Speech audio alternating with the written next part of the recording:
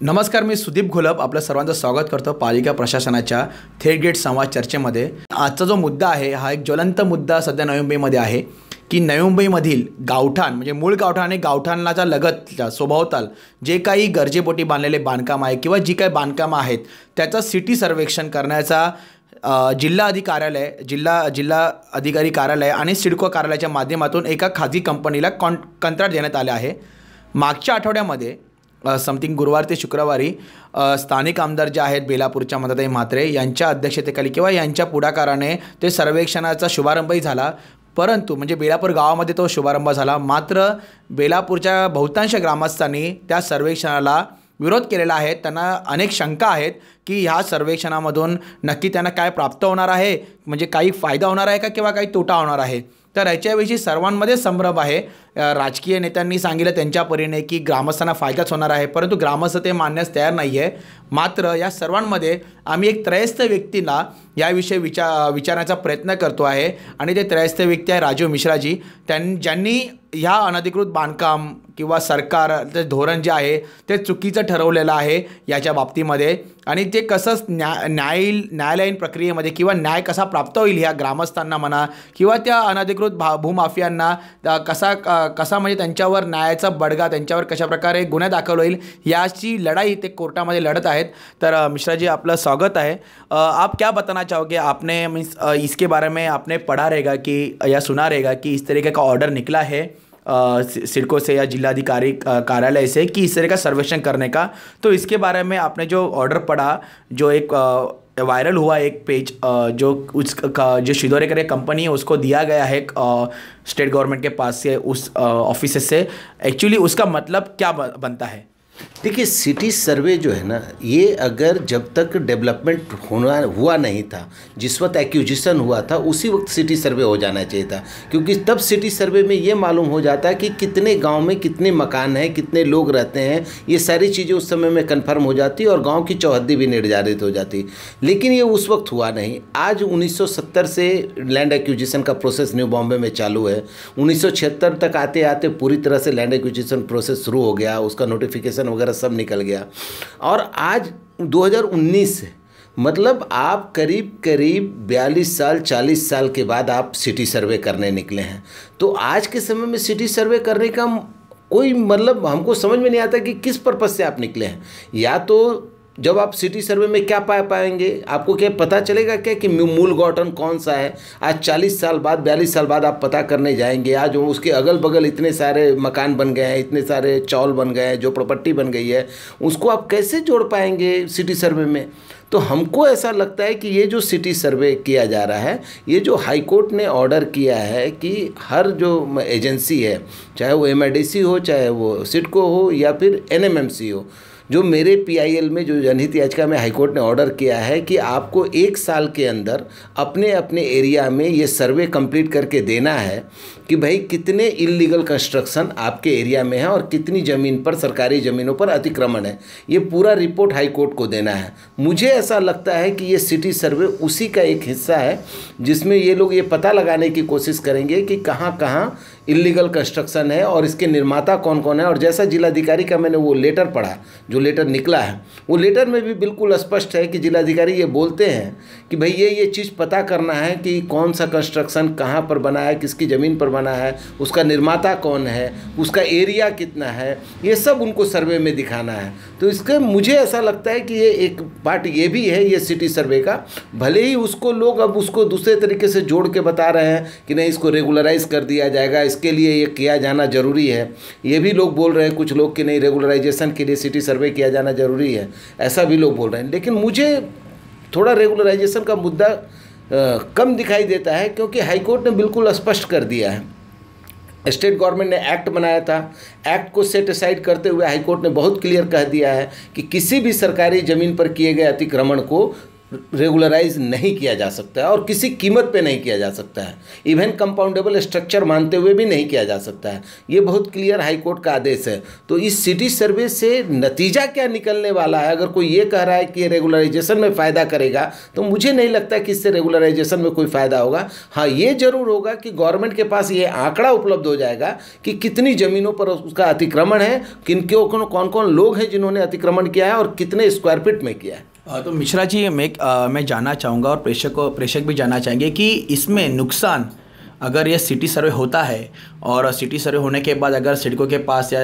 State government के पास अगर ये आंकड़ा आ जाता है, जैसे आपने कहा कि आपके जो केस का जो ऑर्डर है उसके हिसाब से ये लोग पूरा रिपोर्ट देना चाहते हैं, खाली खंदा इस्तेमाल कर रहे हैं एक प्राइवेट एजेंसी का, पर उनका जो टारगेट है वो वही है कि जो गरजेपोटी बांधी हुई जो कंस्ट्रक्शन है उसको अनधिकृत ठहराया जाए और वो तोड़ने के लिए पेशी किए जाए कोर्ट में। तो मुझे बताइए, इसमें जो ग्रामस्थ है, यहाँ के प्रकल्पग्रस्त है, PW जो भी है यहाँ के प्रकल्पग्रस्त जो भी है और प्रोजेक्ट अफेक्टेड पीपल है, PAP से, उनको भारी नुकसान होगा या फ़ायदा होगा, या इसमें सबसे बड़ा नुकसान किसका रहेगा?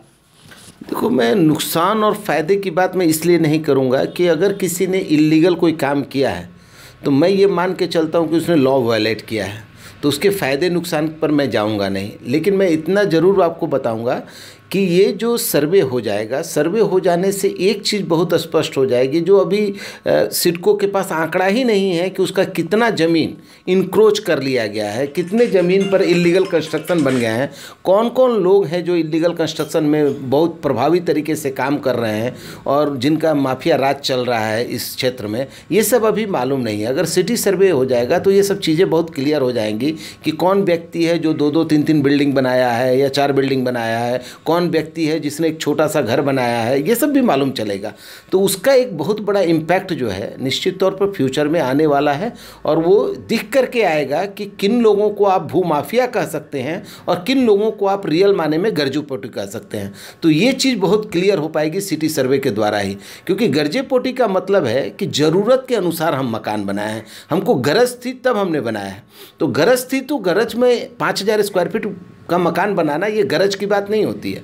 ये निश्चित तौर पे फ़ायदा कमाने की नियति से बनाया गया काम है। तो इसलिए मैं कहता हूं कि ये जब सिटी सर्वे हो जाएगा तो ये बहुत क्लियर हो जाएगा कि रियल माने में इसमें से गरजेपोटी लोग कितने हैं और कौन हैं जिन्होंने इसका व्यावसायिक फ़ायदा लिया है। मिश्रा जी, और एक चीज़ है कि जो स्थानिक वहाँ के विधायक हैं ममताई महात्रे, जो रूलिंग पार्टी की विधायक है, उन्होंने कहा कि ऐसा कुछ नहीं होगा, ये रेगुलराइज करने के लिए ही ये सर्वे किया जा रहा है और इसमें से प्रॉपर्टी कार्ड शायद से उनको प्राप्त हो सकता है आगे जाके, जो विस्तारित गाँवठान में जिन्होंने घर बनाए हैं गरजेपोटी के नाम पर। और आपने वही जैसे बोला कि 5000 स्क्वायर फीट का तो घर कोई गरजेपोटी नहीं रहता, वो तो आर्थिक रूप से फ़ायदा प्राप्ति के लिए ही बनाया जाता है। तो जो विधायक बोल रहे हैं उसमें कितनी सच्चाई है? और दूसरी बात, जो विरोधी पक्ष में मतलब नई मुंबई, क्योंकि ये जो कानून जो मतलब जो भी सर्वेक्षण है पूरे नई मुंबई को लागू होता है और खास करके नई मुंबई में 2 MLA आते हैं, 2 विधायक आते हैं, एक रूलिंग पार्टी के, एक अपोजिशन पार्टी के, जो दूसरे संदीप नाइक जी है। तो संदीप नाइक जी ने कहा है कि अगर ये जो सर्वेक्षण के माध्यम से अगर प्रकल्पग्रस्तों के जो गरजेपोटी बांधे हुए जो विस्तारित गाँवठान के जो घर है अगर वो अधिकृत नहीं होते हैं तो मैं विरोध करूँगा। तो ये सब पॉलिटिक्स जो हो रहा है, मतलब रूलिंग पार्टी एक कह रही है, अपोजिशन वाला मीन्स खड़ा नहीं रह रहा है, और अपोजिशन वाला ऐसे भी हमने जब बातें की ग्रामस्थों से, तो ग्रामस्थ का यही भी कहना है कि बाबा विधायक तो आप भी है, संदीप नाइक जी भी विधायक है, वो क्यों नहीं जाके कलेक्टर ऑफिस में, सिडको ऑफिस में इस जो लेटर जो निकला है उसके बारे में पूरी तरीके से एक्सप्लेनेशन मांगते हुए आप मीडिया में जाहिर करो कि हम लोग इसके विरोध करेंगे। तो ये सब पॉलिटिक्स में जो प्रकल्पग्रस्त है जिनका नुकसान या फ़ायदा जो भी होने वाला है, उन्होंने कितना गिरना चाहिए? देखिए, मैं तो शुरू से आप लोगों को ये बताने का प्रयास किया हूँ कि जितने भी प्रकल्पग्रस्त के नेता हैं, इन्होंने सबसे बड़ा काम जो किया है वो ये किया है कि गांव वालों को दिग्भ्रमित करने का काम किया है और गांव वालों को दिग्भ्रमित कर करके इन लोगों ने अपना पर्सनल फ़ायदा उठाया है, आप जितने भी प्रकल्पग्रस्त नेता का नाम लेंगे मैं उनकी प्रॉपर्टी आपको जुड़वा दूंगा। ये कल क्या थे आज क्या है, प्रकल्पग्रस्तों का नाम का हवाला दे करके इन लोगों ने कैसे सिडको से एकड़ का एकड़ ज़मीन हासिल किया है, ये सारी चीज़ें मैं आपको गिनवा सकता हूँ और सारा प्रूफ आपके सामने रख सकता हूँ। लेकिन इन्होंने प्रकल्पग्रस्तों का फ़ायदा न कल सोचा था, न आज सोच रहे हैं और शायद न कल सोचेंगे। मैं सिर्फ इतना आपको बता रहा हूँ कि ये लोगों का काम एक ही है कि प्रकल्पग्रस्त को वो लोग समझते हैं कि इनको अज्ञानता है, इनको कानून की समझ नहीं है, तो इनके कानून की समझ न होने का फ़ायदा उठाते रहे हैं। मैं इतना ज़रूर कहूँगा कि अगर प्रकल्पग्रस्त नेता इतने ही प्रकल्पग्रस्तों के बारे में चिंतित हैं तो सबसे पहले उनको जो काम कराना चाहिए वो ये कराना चाहिए कि जिन जिन ज़मीनों पर प्रकल्पग्रस्त लोग अपना अधिकार जमा रहे हैं या बोल रहे हैं कि ये मेरी ज़मीन है, उनको सबसे पहले एक्यूजिशन से बाहर करने का डी नोटिफिकेशन जो होता है वो निकाला जाना चाहिए। जब तक डी नोटिफिकेशन का GR नहीं निकलता है तब तक उस ज़मीन पर as per the order of high court और सुप्रीम कोर्ट ये संभव नहीं है कि उसको आप रेगुलराइजेशन की ओर एक कदम भी आगे बढ़ पाएंगे। तो सबसे पहला काम अगर किसी को करना है तो उनको डी नोटिफाइड करना पड़ेगा उस ज़मीन को, जो ज़मीन पर कि प्रकल्पग्रस्त कह रहे हैं कि वो अधिकार बनाए हुए हैं या उनका दावा बरकरार है, वो ज़मीनों को पहले सिडको के एक्यूजिशन से डी नोटिफाई करना पड़ेगा। जब तक ये नहीं करते हैं तब तक इसका कोई फ़ायदा नहीं है। लोग अब बोलते हैं ना कि आप सर पटक के रह जाओगे तो भी कुछ होने वाला नहीं है, क्योंकि इसमें बहुत ही क्लियर गाइडलाइंस है सुप्रीम कोर्ट और हाई कोर्ट का, जिसको वायलेट करने का पावर न तो राज्य सरकार को है न केंद्र सरकार को है। मिश्रा जी, और एक चीज़ इसमें उभर के सामने आई है कि प्रकल्पग्रस्तों का कहना है कि हमारे जो मूल गाँवठान है, जो ओरिजिनल गांव हम लोग बोलते हैं, उसका जो नेचुरल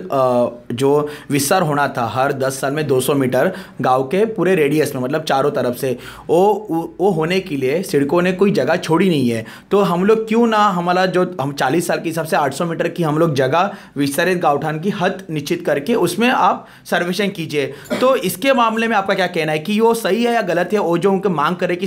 उनका विस्तारित गाँवठान का जो हक है 200 मीटर का, जो डिस्ट्रिक्ट कलेक्टर का जो इसमें अधिनियम में कि गाँवठान हर 10 साल में चारों तरफ से 200 मीटर बढ़ना चाहिए, तो इसके बारे में क्या कहना है? जो तर्क हैं वो वहाँ पर समाप्त हो जाते हैं जब सिडको ने एक एफिडेविट फाइल किया हाई कोर्ट में और उसमें लिखा कि हमने गांव वालों को सिर्फ रुपया नहीं दिया है, मुआवजे के रूप में केवल रुपया नहीं दिया है, हमने इनको 12.5% का डेवलप लैंड भी दिया है। तो इसके जब आपको लैंड के बदले लैंड दे दिया गया ना, तो फिर आपका गौठन विस्तार का जो तर्क है ना वो वहाँ समाप्त हो जाता है। क्योंकि क्या है कि गौठन विस्तार क्यों होता है? जब आपका परिवार बढ़ता है, आपके घर में लोगों की संख्या बढ़ती है, तो आप अपने घर की चौहद्दी से थोड़ा आगे बढ़ करके अपना मकान बनाते हैं। लेकिन अभी क्या हुआ कि आपका परिवार को बढ़ेगा या जितना भी आपका परिवार बड़ा होने वाला है उसको देखते हुए ही सिडको ने आपको 12.5% का लैंड दे दिया कि कितना भी अब आपका परिवार बढ़े आपको इतना ज़मीन हम दे दे रहे हैं जिसमें आप पूरी बिल्डिंग बना सकते हैं। तो ये जो एफिडेविट सिडको ने दे दिया है हाई कोर्ट में ना, उसके बाद ये गौठन विस्तार का तर्क भी समाप्त हो जाता है। तो ये सब चीज़ें जब हो रही थी तब एक भी प्रकल्पग्रस्त नेता बाहर नहीं आया और न इन्होंने इसका विरोध किया। आज आप हमको बताओ किसी भी प्रकल्पग्रस्त नेता को आपने देखा है सिडको के इस एफिडेविट पर सवाल उठाते हुए? किसी भी प्रकल्पग्रस्त नेता को आपने देखा है कि सिडको पर यह दबाव डाले कि जब तक प्रकल्पग्रस्तों की समस्या का समाधान नहीं हो जाता है तब तक सिडको अपने किसी भी ज़मीन का निविदा नहीं निकालेगी, हम एक भी सिडको को व्यवहार नहीं करने देंगे? कभी आपने देखा है किसी प्रकल्पग्रस्त नेता को? किसी को प्रकल्पग्रस्त नेता को देखा है SEZ के बारे में बोलते हुए, जहां गांव वालों की ज़मीन 2142 हेक्टेयर 2140 हेक्टेयर ज़मीन को आज एक प्राइवेट कंपनी को दे दिया जाता है और खामोश बैठे हैं सारे प्रकल्पग्रस्त नेता। मैं आपको याद दिलाना चाहूँगा 100 हेक्टेयर ज़मीन जब वीडियोकॉन को दी गई थी तो आपको याद होगा कि सिडको एम्प्लॉयज़ यूनियन और सारे प्रकल्पग्रस्त नेता एक होकर करके उन्होंने 100 हेक्टेयर ज़मीन को कैंसिल कराया था वीडियोकॉन से। लेकिन आज रिलायंस SEZ के बारे में कोई क्यों नहीं बोलता? सारे चुप क्यों बैठे हैं? तो ये सारी चीज़ें बताती हैं कि प्रकल्पग्रस्तों के नाम पर जो नेता हैं वो सिर्फ और सिर्फ अपनी रोटी सेकें। आप जा कर के देख लो, सिडको एम्प्लॉयज़ यूनियन में नीलेश तांडेल को आप देख लो, आप प्रकल्पग्रस्त नेता जितने भी हैं, चाहे वो प्रशांत ठाकुर हों, विवेक पाटिल हों, रामसेठ ठाकुर हों, मंदाताई मात्रे हों, गणेश नाइक हों, नामदेव भगत हों, आप जिनका नाम ले लो, ये सबको आप देखोगे कि आज इनकी हैसियत पिछले 15 सालों में more than more than 1000 times उनकी हैसियत में बढ़ावा हुआ है। और प्रकल्पग्रस्त जो जनरल प्रकल्पग्रस्त हैं वो आज भी अपने उसी छोटे से घर में रह कर करके या तो मच्छी का व्यवसाय कर करके अपनी जीविका चला रहे हैं, या इन्हीं नेताओं के आगे पीछे घूम करके कुछ टेंडर लेकर के अपनी जीविका चला रहे हैं। यही हो रहा है। तो हमारा क्या नाम यह है कि जो लोग प्रकल्पग्रस्त का नेता बन कर करके और अपने आप को बड़ी बड़ी बातें करते हैं, वो दरअसल प्रकल्पग्रस्तों को हमेशा अज्ञानता में रखना चाहते हैं। वो कभी नहीं चाहते कि प्रकल्पग्रस्तों को कानून का ज्ञान हो, कानूनी प्रक्रिया का ज्ञान हो, क्योंकि वो जानते हैं कि जिस दिन ये जग गए उस दिन इनकी रोटी नहीं चलेगी। तो इसलिए ये इनको भ्रम में डाल के रखते हैं। शुक्रिया मिश्राजी. तर राजीव मिश्रा यांनी आपल्याला क्लिअर केल्या सर्व गोष्टी की कशा प्रकारे जे काही सर्वेक्षण हो घातलेलं आहे नवी मुंबई महानगरपालिका क्षेत्रातील मूळ गावठाण आणि विस्तारित गावठाणाच्या ज्या बांधकामाच्या बाबतीत जे गरजेपोटी घरं आहे अशी ग्रामस्थांकडून बोललं जातं की सर्वसामान्यामध्ये पण तीच प्रचलित आहे की गरजेपोटी बांधलेली घरं आहेत. तर राजीव मिश्रा यांनी सरळ थेट आरोप केलेला आहे किंवा त्यांनी खुलासा केलेला असं आपण बोलू शकतो की हे जे काही सर्वेक्षण आहे त्यांची जी केस चालू आहे उच्च न्यायालयामध्ये, मुंबई उच्च न्यायालयामध्ये, त्याच्याच ऑर्डरनुसार सिडकोच्या माध्यमातून हा रिपोर्ट तयार करून म्हणजे ह्या सर्वेक्षणाच्या माध्यमातून एक रिपोर्ट तयार होईल की किती विस्तारित गावठाणामधली किती बांधकामं अधिकृत आहे, अनधिकृत आहेत किंवा जी कोणी बांधलेली आहेत ह्याचा एक अहवाल तयार होऊन तो कोर्टाला सादरला आणि पुढे जाऊन यदा कदाचित म्हणजे त्यांनी तर 100% सांगितलं की हे टोटली ती जी अनधिकृत ठरवून ही जी बांधकामं अनधिकृत ठरवून ती तो अतिक्रमणाच्या अंतर्गत तोडण्यात येईल आणि ती जमीन पूर्णतः सिडको पुन्हा स्वतःकडे घेऊन टाकेल. तर अशा प्रकारे आपण म्हणजे साधारणपणे सर्वेक्षणाचा जो काय तिढा आहे आणि त्यांनी काही गोष्टीचा खुलासा केला की प्रकल्पग्रस्तांच्या नेत्यांची कसे हजार पटीने त्यांच्या गेल्या 15 वर्षामध्ये त्यांच्या संपत्तीमध्ये वाढ झालेली आहे, त्यांना लँड मिळालेले आहेत, त्यांना जमिनी सिडकोकडून मिळाल्या आहेत किंवा सिडकोने सुद्धा माफ करा की सिडकोच्या विरोधात पण प्रकल्पग्रस्त नेते कधीच कोणता ठाम भूमिका घेऊन उभे राहिले नाही. काही नेत्यांनी मध्यंतरी विरोधी पक्षातील नेत्यांनी हे निवडणुकीच्या तोंडावर 2015मध्ये मोर्चे काढले, याच्यानंतरही मोर्चे काढू निवेदन दिले, परंतु त्याचा 1 रुपयाचाही फायदा झाला नाही असं त्यांनी थेट आरोप केला. ह्याचा अर्थ एकच होतो की सामान्य प्रकल्पग्रस्त जो आहे तो ह्या प्रकल्पग्रस्त म्हणजे त्या नेत्या म्हणून जे सर्व प्रचलित आहे त्यांच्या सर्व काही मिसगाईडमुळे किंवा त्यांना दिशा योग्य प्रकारे न दिल्यामुळे भरकटत चाललेलं आहे आणि त्या नेत्यांनाही अशा प्रकारेच सामान्य प्रकल्पग्रस्त भरकटत राहायला पाहिजे असं वाटतं. असं साधारण राजीव मिश्रा यांच्या आणि ह्या आमच्या चर्चेतून साधारणपणे हे समोर आलेलं आहे. कॅमेरा पर्सन प्रकाश धुपेसोबत मी सुदीप घोलप, पालिका प्रशासन, नवी मुंबई.